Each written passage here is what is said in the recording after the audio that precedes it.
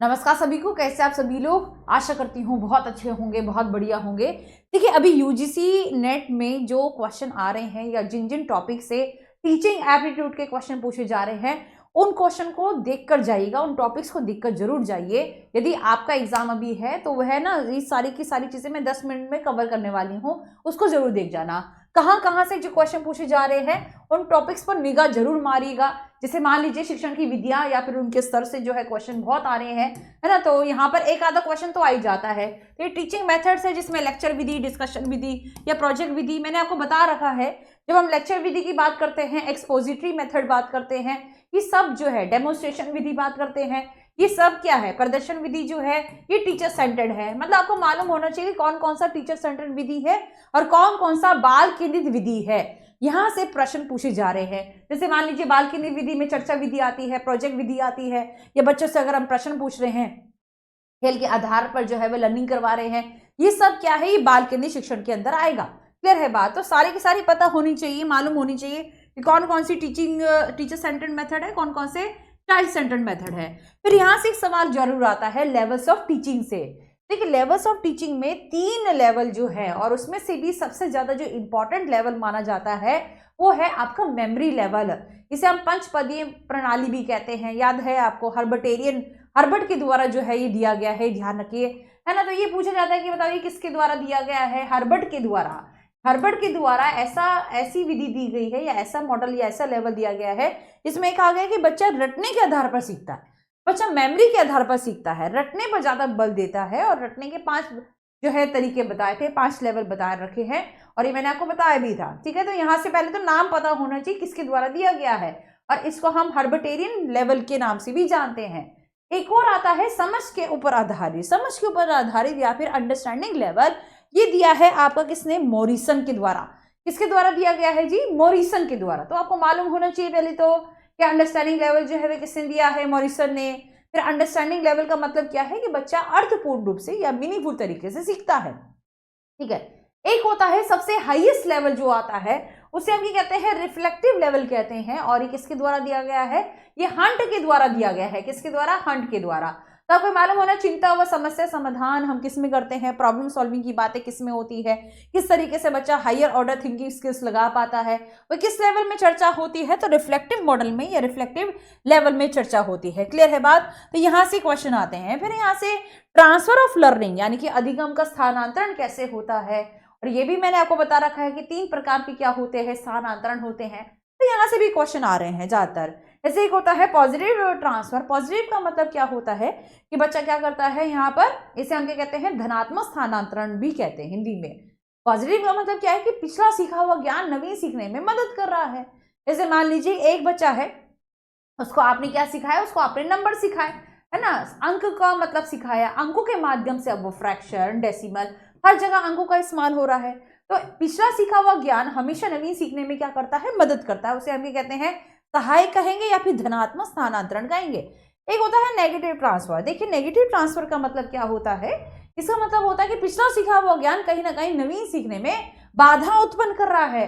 जैसे होता नहीं था, जैसे अभी 2026 आ चुका है तो 2025 ही बार बार हम लिखते हैं किसी भी फॉर्म में, ऐसा हो जाता है, गलती हो जाती है। यानी कहीं ना कहीं पिछला सीखा हुआ ज्ञान क्या कर रहा है? बाधा उत्पन्न कर रहा है। एक बच्चा है, मान लो कि वह प्लस सीखा हुआ है, बार बार जो है गुणा की बात हो रही है तो उसमें प्लस का निशानी बार बार लगा रहा है। तो पिछला सीखा हुआ ज्ञान कभी कभी क्या करता है? दिक्कत भी करता है, याद रखिए। एक होता है जीरो ट्रांसफर, जिसे हम कहते हैं शून्य स्थानांतरीकरण। ये आपको मालूम है भाई, जीरो का मतलब कोई लेन देन नहीं। कैसे मैं जूते के फीते बांध रही हूँ, उसका खाने से कोई मतलब है नहीं है। तो ये क्या है? ये हमारा जीरो ट्रांसफर लर्निंग है, ये ध्यान रखिए। तो ट्रांसफर ऑफ लर्निंग से भी क्वेश्चन बहुत आ रहे हैं। एक आ रहा है ना, एक तो यहाँ से पक्का क्वेश्चन आ रहा है। अब जो बहुत इंपॉर्टेंट है, मैं कहूंगी वेरी वेरी वेरी इंपॉर्टेंट, इसे लिख लीजिएगा, है ना। यहाँ से क्वेश्चन आ रहा है जिसे हम कहते हैं एलएमएस टूल। एलएमएस का मतलब होता है लर्निंग मैनेजमेंट सिस्टम। क्या कहते हैं? LMS tool. ये एक टीचिंग टूल है जो आज की डेट में यूज किया जा रहा है, बहुत ज्यादा क्लास में किया जा रहा है, ताकि हम बच्चों को ट्रैक रिकॉर्ड जो है वे कर सके, बच्चों के बारे में सारा का सारा डेटा हमें मालूम हो। और ये एक प्रकार का ऑनलाइन प्लेटफॉर्म है, ये ध्यान रखिएगा। डिजिटल रूप से यहाँ पर बच्चों के बारे में रिकॉर्ड रखा जाता है जी। क्लियर है बात? इसके माध्यम से हम आराम से पढ़ा भी सकते हैं, सिखा सकते हैं, बच्चे का मूल्यांकन कर सकते हैं और ट्रैक कर सकते हैं किस गति में या किस आधार पर बच्चा सीख रहा है, कितना सीखा, ये पता लग सकता है। तो LMS मॉडल ना यहाँ से इसके क्वेश्चन के पूछे जाते हैं कि बताओ इसका ऑब्जेक्टिव क्या है। तो ये ध्यान रखिएगा, LMS जितनी भी डिजिटल लर्निंग के जितने भी प्लेटफॉर्म है वो लर्निंग को सुगम बनाने के लिए आए हैं। ये ध्यान रखिएगा, लर्निंग को और भी बढ़िया बनाने के लिए आए हैं। ठीक है, क्लियर है बात, प्रभावी बनाने के लिए आए हैं, ये ध्यान रखिएगा। कहीं पर भी कभी भी हम सीख सकते हैं। और ये ब्लेंडेड लर्निंग को क्या देता है, बढ़ावा। ब्लेंडेड लर्निंग समझते हो कि नहीं? ब्लेंडेड लर्निंग का मतलब होता है कि बच्चा क्लास में कैसे कर रहा है, एक तो टीचर पढ़ा रही है, जैसे दो चीजें, केक बनाना है तुम्हें, चॉकलेट केक, वनीला केक, दोनों को क्या कर दिया, मिक्स कर दिया, दोनों का टेस्ट आ गया। तो वही बात है कि यहाँ पर टीचर क्या कर रही है, डिजिटल तरीके से भी पढ़ाती है, और टीचर क्या कर रही है यहाँ पर, ब्लैक बोर्ड यानी कि वो देसी तरीका, और देसी तरीका भी इस्तेमाल करती है। तो ये ब्लेंडेड लर्निंग को क्या करता है, प्रमोट करता है, याद रखे। अब इसमें ना टूल्स पूछे जाते हैं, बहुत इंपॉर्टेंट है।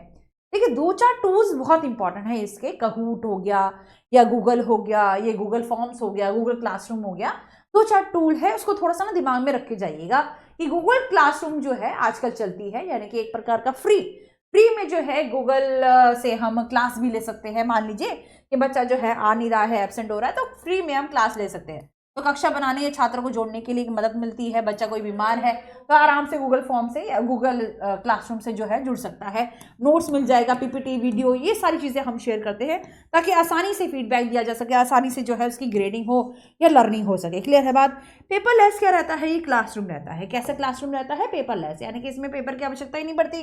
देखो है जी डिजिटल, तो इसमें पेपर की क्या जो है वह खास बात है, मतलब पेपर की जरूरत नहीं पड़ेगी, समय की बचत होती है, सबसे बड़ी बात ये है। तो एक ये है, और एक हाँ मूडल से क्वेश्चन आता है।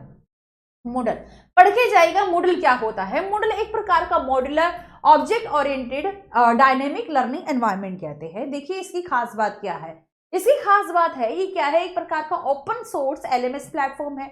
ओपन सोर्स का मतलब कोई भी बच्चा पढ़ सकता है बिना पैसे देकर। क्लियर है बात। कोर्स डिजाइन होता है, जैसे पूरा कोर्स नहीं होता, जैसे 6ठी क्लास में पूरा का पूरा कोर्स होता है जो हम बच्चों को पढ़ाते हैं, ऐसे ही ऑनलाइन पूरा कोर्स है ना। ऑनलाइन टेस्ट दिए जाते हैं, डिस्कशन फोरम होती है, या प्रोग्रेस ट्रैकिंग की जाती है, सेल्फ बेस्ड लर्निंग जो है वह की जाती है। तो कभी कभी ना अगर इसकी फुल फॉर्म आ जाए तो याद रखना है इसकी, modular object oriented dynamic learning environment इसे हम कहते हैं। ये ध्यान रखिएगा, हायर एजुकेशन में इसका सबसे ज्यादा इस्तेमाल आज की डेट में किया जाता है। फिर यहाँ जैसे कोरोना के समय पर हम कॉपी चेक करते थे या बच्चों से क्लास शेयर करते थे, कैसे, जूम के द्वारा। जूम मीटिंग होती है आजकल। कोरोना के बाद तो ऐसे ही हो गया, कोरोना के बाद तो ऐसे हो गया कि आजकल सब कुछ ज्यादातर जूम पर ही हो जाता है। घर बैठे बच्चे को ऐसा लगता है कि हाँ सब कुछ जो है वह हो रहा है, इसमें लाइव क्लास दी जाती है, स्क्रीन शेयरिंग दी जाती है, डाउट को हम सॉल्व कर देते हैं। बच्चा कोई डाउट पूछता है तो व्हाइट बोर्ड का इस्तेमाल करते हैं और डाउट को शेयर कर देते हैं, मतलब सॉल्व कर देते हैं। रिकॉर्डिंग सुविधा वगैरह दी जाती है और बच्चा बता भी सकता है, जैसे मान लीजिए कि जूम मीटिंग में कौन कौन आया बच्चा, कौन कौन नहीं आया, सब कुछ ही मालूम हो सकता है। याद रखेंगे। क्लियर है बात, समझ में आ रही है? ठीक है, क्लियर है। चलिए भाई, यहाँ पर एक और आता है मॉडल जिसे हम कहते हैं PPT। देखिए PPT क्या होता है आज की डेट में, जैसे मान लीजिए PPT का हम इस्तेमाल, ये PPT से बनाया है, तुम्हारी PDF जो है ये PPT के द्वारा बनी हुई है। इसमें विजुअल लर्निंग होती है, ध्यान को आकर्षित करती है, डायग्राम वगैरह, चित्र वगैरह लगाए हुए ना। तो PPT जो है पावर पॉइंट प्रेजेंटेशन इसे हम कहते हैं, इसका हम इस्तेमाल करते हैं आज की डेट में। एक आता है वीडियो के माध्यम से ऑनलाइन जो है हम पढ़ा सकते हैं, और वीडियो से बच्चा सुन भी रहा है, देख भी रहा है, यानी कि सभी प्रकार की लर्निंग हो रही है ना। तो सबसे बेस्ट टूल है, वीडियो के माध्यम से हम बड़ी जल्दी से सिखा सकते हैं, अपने स्लो लर्नर्स को भी सिखा सकते हैं। फिर कुछ आते हैं क्विज टूल्स। देखिए क्विज टूल से क्विज बीन हो गया, कहूत आजकल बहुत इंपॉर्टेंट है, वेरी वेरी वेरी इंपॉर्टेंट। यहाँ से प्रश्न आ रहे हैं काफी अच्छे, है ना, ये पढ़ के जाइएगा। रीडल हो गया, क्विजलेट हो गया, क्लास टूल्स हो गए, या फिर जियो पार्टी लैब्स हो गया, या टेस्ट मोज हो गया, या पर्पस गेम्स हो गया, या फ्लिप क्विज हो गया। ये सारे के सारे क्विजेस के आधार पर टूल्स हैं जहां पर हम बच्चों से MCQ फॉर्मेट में टूल्स, मतलब MCQ फॉर्मेट में क्या पढ़ सकते हैं, क्वेश्चन भी पूछ सकते हैं, याद रखेंगे। तो गूगल फॉर्म हो गया, कहूट क्विजेस हो गया, ये सारे क्या, इससे जल्दी से हमें फीडबैक मिल जाता है बच्चों का, बच्चा एंगेज भी रहता है, फॉर्मेटिव इवैल्यूएशन भी रहता है। इसमें से कहूट बहुत पूछा जाता है। फिर भी मैं कहूंगी ये सारी चीजें ना एक बार पढ़ के जाएगा एग्जाम से पहले, याद रखें। क्लियर है बात। जितने भी बच्चों का एग्जाम है, अब तो कम ही रह गया है, लेकिन जितने भी बच्चों का एग्जाम है ये पढ़ के जाइएगा सब। अब एक और देखो, एक आता है कहूत। देखिए कहूत भी क्या है, एक प्रकार का ऑनलाइन प्लेटफॉर्म है, और ये क्विज के लिए बच्चों का जो MCQ वगैरह है या क्वेश्चन वगैरह है, क्विज यहाँ पर हम क्रिएट करते हैं। क्लियर है बात? तो गेम के द्वारा जो है क्विज क्रिएट किया जाता है। सीखने को ये रोचक बनाता है, सहभागी बनाता है, छात्रों की सक्रिय जो है भागीदारी बढ़ाता है। फॉर्मेटिव असेसमेंट के लिए, रचनात्मक बोध के लिए बहुत इंपॉर्टेंट है। तुरंत इससे हम फीडबैक भी ले लेंगे। और कहूत कैसे काम किया जाता है, इसमें यहाँ पर बच्चों को हम क्विज देते हैं, है ना, गेम के द्वारा सिखाया जाता है। गेम के द्वारा बच्चा एमसीक्यू लगाता है, गेम में, मतलब खेल में ये बच्चा एमसीक्यू लगाता है। समय सीमा में यहाँ पर उत्तर देते हैं, टाइम बाउंड होता है, पर्टिकुलर टाइम में जो है उत्तर देना होता है। फिर स्कोर भी दिख जाता है, जैसे गेम में नहीं लगाते कौन बनेगा करोड़पति, जैसे गेम में खेल रहे हो। तो ये ध्यान रखिए, जो टॉपिक्स मैंने आपको बताए हैं यहाँ से क्वेश्चन आ सकते हैं, और इसको अच्छे से पढ़ के जाइएगा, एक बार डिटेल में भी पढ़ के जाइएगा। और ये मैंने आपको उसमें भी बता रखा है, क्या कहते हैं, क्लासेस में भी, जो हमारी एमसीक्यू फॉर्मेट में टीचिंग एप्टीट्यूड की जो क्लास हुई थी। तो ये कुछ रीसेंट टॉपिक है जहां एग्जामिनर का ज्यादा फोकस जा रहा है, और मुझे ऐसा लगता है कि पेपर देने से पहले ये आपको पढ़ना ही चाहिए। क्लियर है बात? इसके अलावा एक और बात बता दूं मैं तुम्हें खास तौर से, कि जैसे अब आपके एग्जाम जो है खत्म हो जाएंगे, उसके बाद हम क्या करेंगे, नए तरीके से ना सिलेबस वाइज जो है वह हम सारी चीजें पढ़ रहे होंगे। तो आपको कोई दिक्कत नहीं आने दूंगी, ये मैं पक्की बात कहती हूँ। बस हाँ, रेगुलर रहिएगा, अपडेट आपको मिलती जाएगी, है ना। तो एग्जाम में 2-4 दिन फ्री होने के बाद फिर उसके बाद हम एक नए तरीके से शुरू करने वाले हैं। बी रेडी, थियोरेटिकल शुरू करेंगे, चिंता मत करिए। नमस्कार सभी को, राधे राधे, प्रणाम जी।